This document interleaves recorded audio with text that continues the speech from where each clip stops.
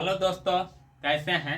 उम्मीद कर रहे हैं कि ठीक एवं स्वस्थ होंगे। दोस्तों, आज मैं आप लोगों को प्रश्नावली 13.1 का पहला क्वेश्चन बताने वाला हूं। और ये जो क्वेश्चन सब आप देख रहे हैं, ये क्वेश्चन 5 नंबर में पूछा जाता है। तो दोस्तों, ऐसे ऐसे क्वेश्चन अगर आप समझ जाते हैं तो आपको बनाने में बहुत आसानी होगी और किसी भी प्रकार से घुमा फिरा करके पूछा जाएगा, आप सॉल्व कर दीजिएगा। ठीक ना दोस्तों, थोड़ा वीडियो लंबा होगा लेकिन आप जरूर देखिएगा। देखिए क्वेश्चन क्या है कि दो गो घन है जिनमें से प्रत्येक का आयतन 64 सेंटीमीटर क्यूब है। ठीक ना दोस्तों, यानी दो गो घन है जिसका प्रत्येक का आयतन कितना है, 64 सेंटीमीटर क्यूब है। और संलग्न जो फलक है उसको मिला करके एक ठोस बनाया जाता है। इससे प्राप्त जो घनाभ होता है उसका पृष्ठीय क्षेत्रफल आपसे पूछ रहा है। दोस्तों, इस प्रकार का सवाल जब भी आप सॉल्व करते हैं तो फार्मूला जरूर याद रखना पड़ेगा।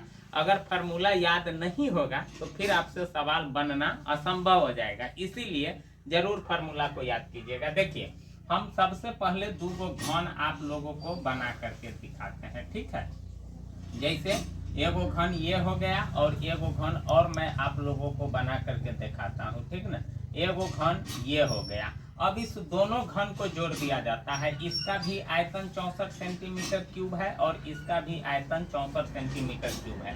क्योंकि यहाँ स्पष्ट कहा है प्रत्येक का आयतन, यानी दो गो घन है और प्रत्येक का मतलब सब का आयतन उतना उतना है। तो दोस्तों, यहाँ घन का जो आयतन दिया हुआ है, घन का आयतन 64 सेंटीमीटर क्यूब दिया हुआ है। घन का आयतन 64 सेंटीमीटर क्यूब दिया हुआ है। तो घन का एक किनारा आपको निकालना पड़ेगा। क्योंकि जब आयतन दिया हुआ है तो घन का एक किनारा निकालने का जो फॉर्मूला होता है 3 रूट आयतन, यानी उसके आयतन का जब आप घनमूल निकाल दीजिएगा तो आपको एगो किनारा मालूम हो जाएगा। तो जब आप घनमूल निकालिएगा तो 64 का निकालना पड़ेगा। तो 64 के घनमूल निकालने के लिए क्या करते हैं, अभाज्य गुणनखंड निकालते हैं नहीं, और फिर उसके बाद 3 गो के जोड़ा लगा देते हैं। क्योंकि सब 2 से कटने वाला है तो चलिए काट देते हैं।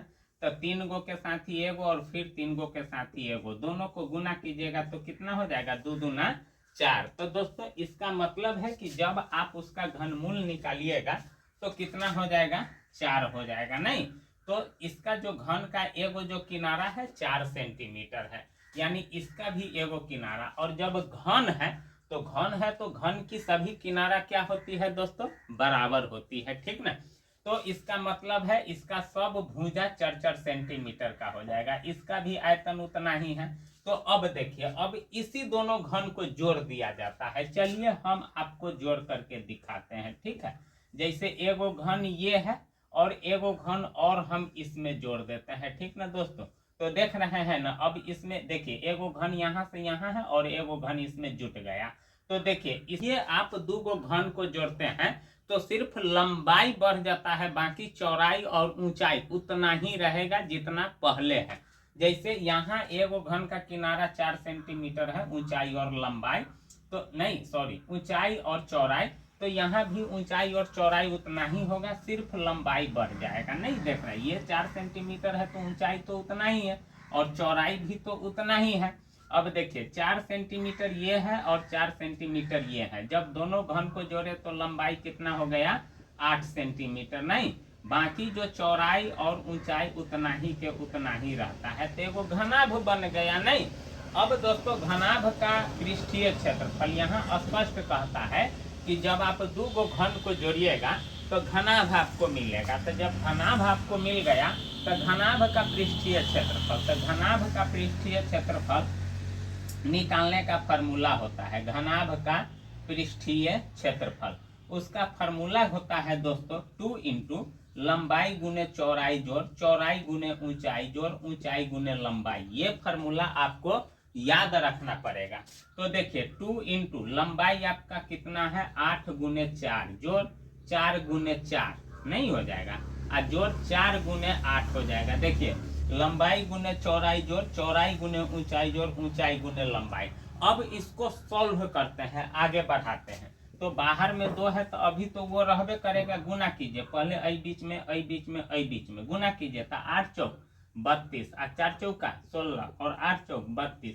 अब देखिए तीनों जोड़ है तो जोड़ देंगे तो कितना हो जाएगा, 6 2 8 2 10, और उसके बाद 3 आए 4 1 5 और 3 8 हो जाएगा, और दोनों को गुना कीजिएगा तो कितना हो जाएगा, 160 सेंटीमीटर स्क्वायर। क्या है ये, क्षेत्रफल है। तो इस प्रकार से दोस्तों अगर 2 घन रहेगा उसका आयतन। अब आपसे सवाल इसी पर कैसे पूछेगा, यहाँ तो आयतन दिया था तो हमने घन का एगो किनारा मालूम कर लिया, कहीं कहीं डायरेक्ट आपको घन का एक किनारे दे देगा, तो किनारा दे देगा तो आपको ये जो आप आयतन से जो किनारा निकाले हैं ये आपको निकालने की जरूरत नहीं पड़ेगी, डायरेक्ट यहाँ से आप लंबाई चौड़ाई ऊंचाई मालूम कीजिए और फार्मूला लगा करके सॉल्व कर दीजिए। तो दोस्तों ये वीडियो आपको कैसा लगा, अगर अच्छा लगा हो तो जरूर कमेंट कीजिएगा और वीडियो को लाइक जरूर कीजिएगा और चैनल को जरूर सब्सक्राइब कीजिएगा। फिर इसी चैप्टर का दूसरा सवाल लेकर के अगले वीडियो में आऊंगा दोस्तों। तब तक के लिए हंसते रहिए, मुस्कुराते रहिए। Thank you.